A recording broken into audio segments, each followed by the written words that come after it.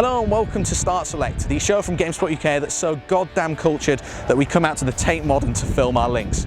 Coming up on this week's show, we've got a hardware special featuring an Xbox 360 from Taiwan that's been gutted and put inside a PC case, and we're also the first gaming publication to get the new UK version of the Nintendo DSi for a look at it a month ahead of release.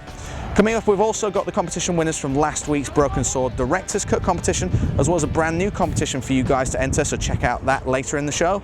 And finally, we also met up with the developers of the new Need for Speed game to find out where they're taking the franchise in 2009. But first, let's head inside to the warmth and find out more about this Xbox 360. Oh hey, come check this out. Now, if you're anything like me and you've long been searching for a solution to get your Xbox 360 into work without your boss knowing so you can play some Halo 3 at lunchtime, then this is the answer. This is the XBO1 and it's from Taiwanese manufacturer Lion Lei. The DVD drive is the same DVD drive, but it's been dampened, so those annoying vibration and noises that make a lot of noise in the Xbox 360 are pretty much eradicated in this model.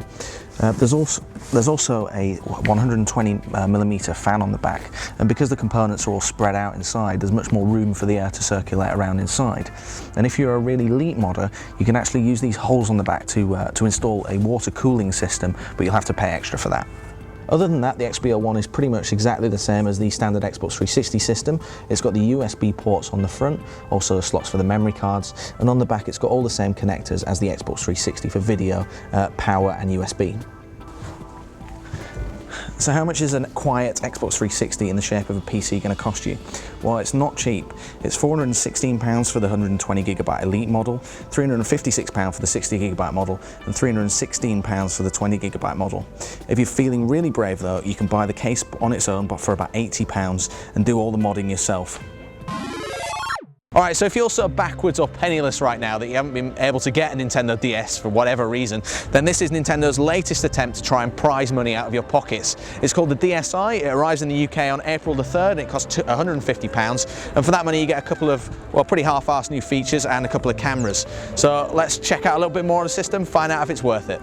Alright, let's start off with the new cameras, which are the most obvious of the new additions. Much has been made of the poor 640 by 480 VGA resolution for both the cameras, which is much lower than most modern mobile phones, for example, but in reality the cameras do hold up pretty well, at least on when you're looking at the photos back on the DS screen.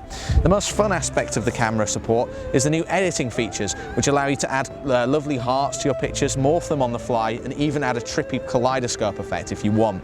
The same customization applies to the music software, which allows you to add your own voice and sound effects as well as distort your original voice over songs. The strangest thing though is that the DSi doesn't play MP3 files back at all, preferring instead the AAC format.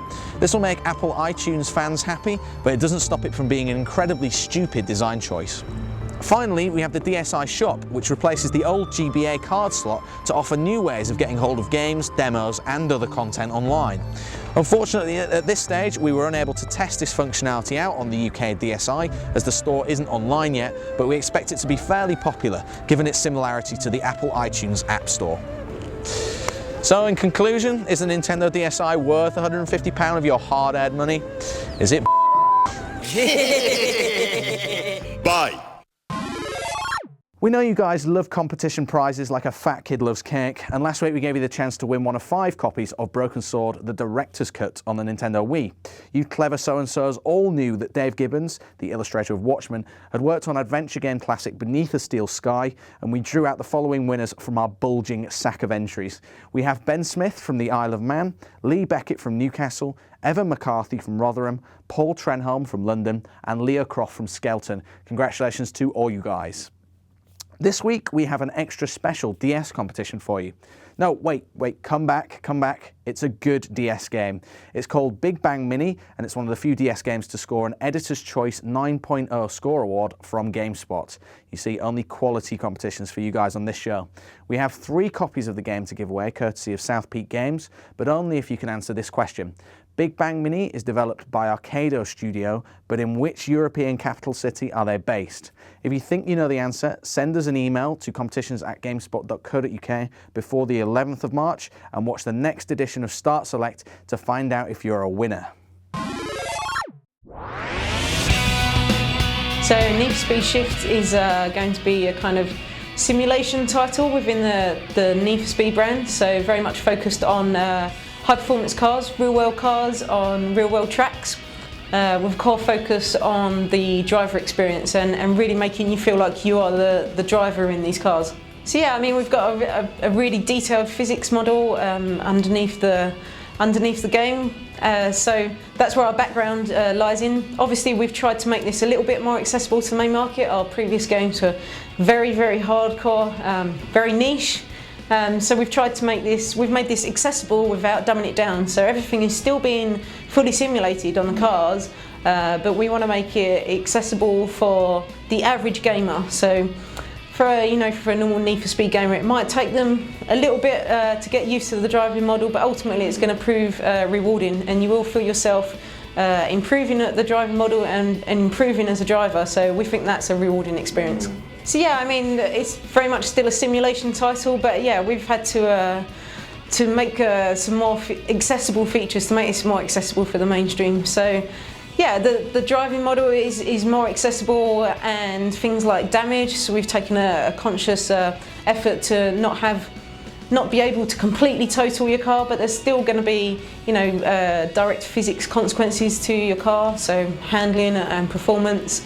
But yeah, it's a fine line to walk, but I mean, we still think driving a real car is really exciting, so we've tried to keep that core gameplay experience of very realistic physics going on underneath. So yeah, so crashing a car in real life is a really scary experience, but no one's really got that across, we feel, fully in a game. You just kind of bounce off walls and you don't really care even if your car has damage. So we want the gamer to be, kind of afraid of crashing. So we've got a unique visual effects. So we're trying to disorientate the player when they have a really, really big crash. So, and obviously depending on the severity of the crash.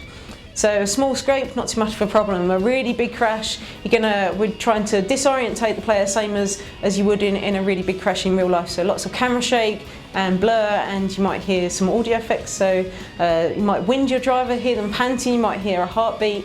So just trying to get across this fear, as well as the normal kind of affecting your car, the physics of your car and the handling and performance, and obviously denting your car and the visual side to that. Very much a focus on, we feel, some of the more kind of simulation end is very what we call sterile. So there's not much going on beyond the car and the track that you're driving on. So we want the environments to feel very alive and have this race day atmosphere as well. So that's how we feel we're different from a title like Gran Turismo or Forza.